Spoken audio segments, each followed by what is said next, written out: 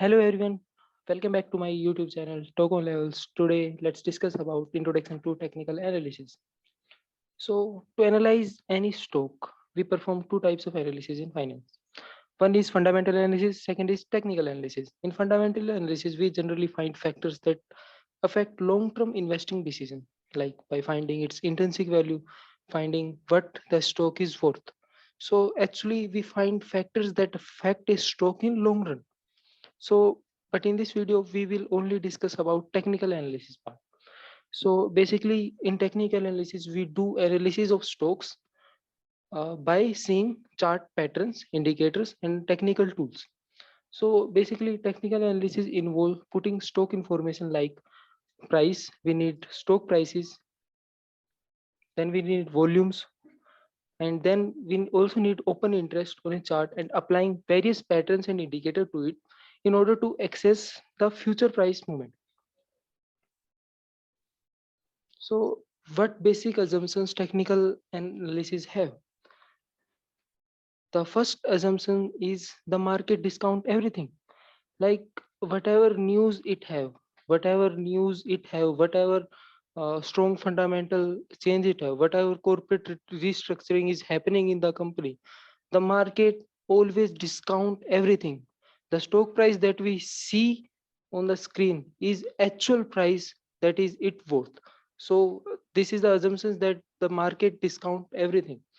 Now the second assumption is price always moves in trend. Either it can be a uptrend, it can be a downtrend, or it can be a side trend or sideways trend or no trend. So prices always moves in a trend. So third assumption is history tends to repeat itself. Whatever happens uh, 2 years back is going to happen now. Whatever happens in past is going to happen now. So these are the assumptions that technical analysts assume.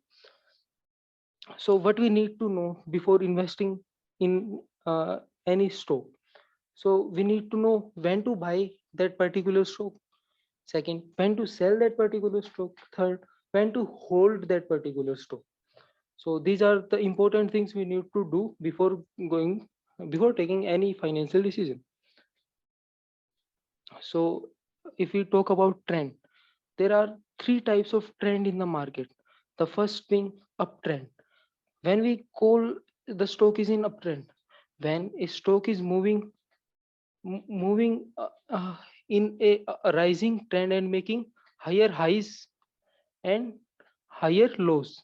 So we call it in uptrend. When a stock is moving like this pattern. Okay. So second is downtrend. When a stock is moving in downtrend, we are seeing we will see stock is moving like this. Is making lower lows and lower highs. Okay. And when we call it is in no trend, the stock is moving in between two support and resistances, or we can say it's moving in a range, like stock is moving here and like in this range. Okay, so we call it the stock is moving in either in no trend or in consolidation mode. Now what are the advantages of technical analysis? So the very first advantage is technical analysis is not just for stocks. We can do technical analysis of any technical data by putting it on chart. We can find trends, we can find where the possible reversal and consolidation. Even we can do analysis of coronavirus updates, coronavirus data number. We can find through chart that where the coronavirus infection has a peak and from where it can reverse. So we can find these things from that. So technical analysis has universal applicability. It can be applied to any financial instrument, stocks, future commodities, fixed income securities, forex, etc., or any kind of numbers where people sentiments are involved. Now, second advantage is focus on price. So technical analysis usually focus on price. Fundamental developments are followed by price movement by focusing only on price action. Technicians focus on the future. The price pattern is considered as a leading indicator and generally leads the economy by 6 to 9 months. To track the market, it makes sense to look directly at the price movement. So if we are going to look at news, if we are going to look at numbers, that doesn't going going to affect the share price. If this is going to affect the share price, ITC will worth thousands now. So what is going to affect the sentiments of the people and the stock price? So everything can be judged from a stock price. Okay, now the third assumption is supply, demand, and price action. So technicians make use of high, low, and closing prices to analyze the price action of a stock. A good analysis can be made only when all the above information is present. So we need all the information of a stock to judge a stock price. Okay. Now technical analysis is very good in finding support and resistance level. Charting is a technique used in analysis of support and resistance level. These are trading range in which the price move for an extended period of time, saying that forces of demand and supply are dead low. When prices move out of the trading range, it signals that either supply or demand has started to get upper hand. If price move up above the upper band, the trading range, then demand is winning. If the price is move below the lower band, the supply is winning. So take an example, like we have one supply zone, we have one demand zone. Okay, now stock price is moving in between both, like it's moving in between both. Okay, so this is supply zone I am calling, and this is demand zone. Okay, so from supply zone it's going to it's falling, and from demand zone it's rising. Okay, so whenever a stock is going to cross that range, whenever a stock is going to cross that range, we will call it the demand zone. Has the people who have demand, the people who are willing to buy, has an upper hand. Now from this we can say that stock can move more higher from these levels. And what if the stock price breaks the demand level zone? Then we say that the stock is gonna fall more. Okay, if it's going to reverse like this, then we can say that stock is gonna fall more.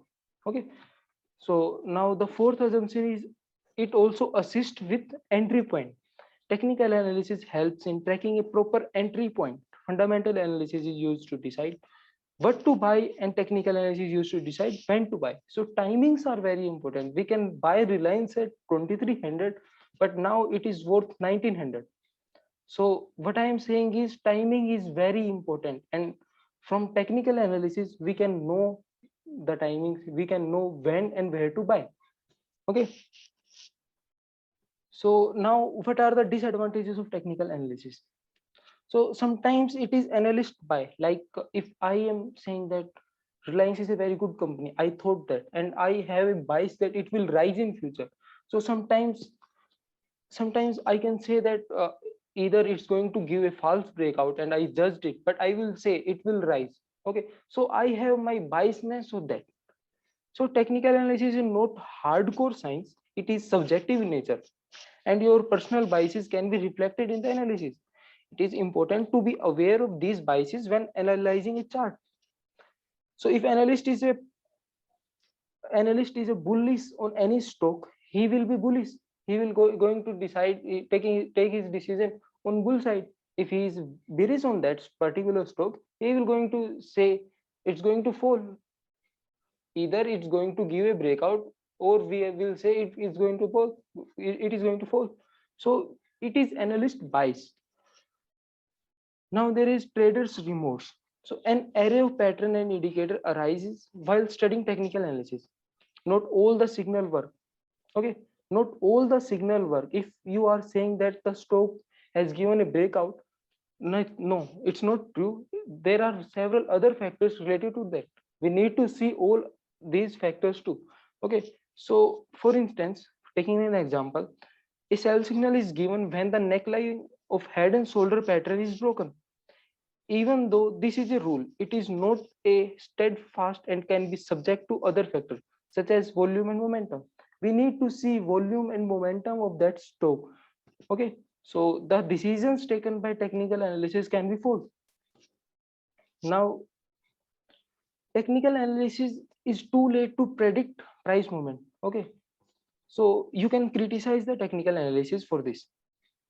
By the time the trend is identified, a substantial move has already taken place, and because of that move we are going to have a high risk to reward ratio. That is not good for any investor. Now it is more important to control risk than to maximize profit. So there is a asymmetry between zero and infinity. What does that mean? Most of us have very finite capital but infinite opportunities. Because of thousands of stocks, we lose an opportunity, we will have thousands more tomorrow. Okay, so it is more important to control risk than to maximize profit. Now take a look on candlestick chart, how the candlestick chart look like. So in candlestick chart, we can find volumes, we can find open prices, high prices, low prices, and where it is closed. Okay, so candlestick in candlestick chart we can find two types of candle. One is hollow candle, white candle, the day when stock price is closes above its open prices, and the black candle when stock prices closes below his open prices. Okay, so thank you. Do follow us on LinkedIn. We have a page called Token Levels. Also follow on my Facebook page Token Levels, and my blogspot where you can see various blogs of learning. Okay.